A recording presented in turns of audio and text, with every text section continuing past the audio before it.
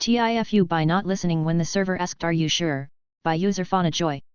So my family started a new tradition for birthdays once the youngest of us aged out of the cake and presents type of birthday celebration. Now, the birthday person picks something for the family to do together. My sister likes museums and zoos, and I like to try new cuisines. A few years ago, I picked a Vietnamese restaurant. I'd had Vietnamese before, and enjoyed the dishes we tried, so I wanted to try some more. The restaurant I picked had bamboo shoot soup on the menu, with duck on the side. I'd never tried either of those, so that's what I ordered. The server gave me a look and asked, "Are you sure?" Y'all, I didn't get the hint. None of us did. I just nodded and said yes. They hesitated for a second, but put the order in. Probably thinking, well, it's your own fault. Now I'm in the US. My only exposure to bamboo in food is the little rectangular strips that are everywhere in Asian restaurants. So that's what I thought I was going to get. It very much wasn't. They looked something like this, like miniature stalks of bamboo. It smelled pretty good, so I was in no way expecting the taste that hit me when I took a sip. The only way I can think of to describe it is that this soup tasted the way a zoo smells. It was very earthy, bitter, and strong. I get the feeling it's one of those flavors that you either love or you hate, or you enjoy it if you grew up with it. I fell into none of those categories. The rest of my family tried a sip, and all had the same reaction. We suddenly understood why the server asked, "Are you sure?" We owned the mistake.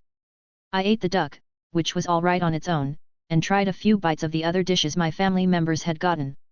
We took the soup home, and tried desperately to change the flavor to something at least one of us would enjoy and be able to finish off. It was futile. We regretfully ended up throwing the soup away. Lesson learned. And yes, we did still tip well. It wasn't the server's fault, we only had one brain cell amongst the 5 of us. TLDR, a server at a restaurant asked me if I was sure about my order. I didn't take the hint, and regretted it, ultimately wasting the dish.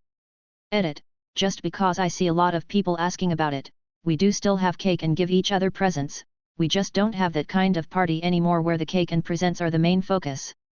We just like to focus more on coming together as a family and enjoying our time together. TIFU by pretending to faint at work because I fell from my chair, by user Little Treacle 920. I, 24F, was at my station just mindlessly spinning around in my swivel chair. You know how we all do it when we're bored. Except this time, my chair completely slipped out from under me and next thing you know I'm on the floor. Now, our office is usually dead quiet, so of course the sound of me hitting the ground was loud enough to make the whole department stop what they're doing and look to where the sound came from. Instead of standing up, my lizard brain decided that the best way to save face was to play dead. I shut my eyes and went limp like I'd actually fainted. Bad move. Within seconds, people were crowding around me asking if I was okay. The company nurse and my manager were summoned. I kept the act going for a couple of minutes. When I regained consciousness, I told them I was feeling better and was ready to go back to work. But my manager insisted I go to the ER and wouldn't let me back to the office unless I had a doctor's note saying I was fit to go back to work. So, here I am in the ER, having some labs and tests done because I am too embarrassed to admit I fell from my chair. TLDR, I slipped from my chair, pretended to faint to save face, and am now in the emergency room. Edit for update. Hi, everyone. So, let me just leave this out here. TIFU my dog tried to tell me I was making a mistake, by user informal_wishbone 766. This happened some months ago, but it was definitely a moment where I F'd up. We were driving home from visiting my family. It's 2 days driving, so it's a long trip and we have 2 dogs. My spouse does almost all the driving so that leaves me to deal with the dogs. Fair enough. We are about an hour away from home and both dogs are getting restless and acting like they just want to get out of the car. I totally understand their feelings, but we still have an hour left. They had been let out recently for a bathroom break so we just need to get home. I hear one dog make an odd sound, so I glance in the back seat and observe them pooping. We do have a car seat cover at least. I quickly unbuckle and crawl into the back, telling my spouse that it's okay, I've got this, please just keep driving. Dear readers, I did not in fact got this. I cleaned up that mess and was about to move back to the front seat when I unfortunately stuck my hand in some poop I hadn't seen. I go to get this cleaned up, but the location is such that if I try to clean the car seat cover, I'm going to mush the poop into the seatbelt buckle and I really don't want to do that.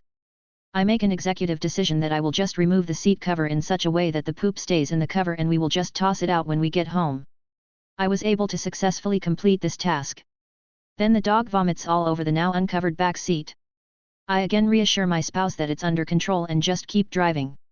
As I'm nearly done cleaning that up, the dog then suddenly gets into his pooping stance again. I had a Clorox wipe in my hand already, so I thought fine, I will just catch the poop with the wipe and save myself another cleaning project. This is the moment where I royally screwed up. The dog looks back at me with a very panicked look in his eyes.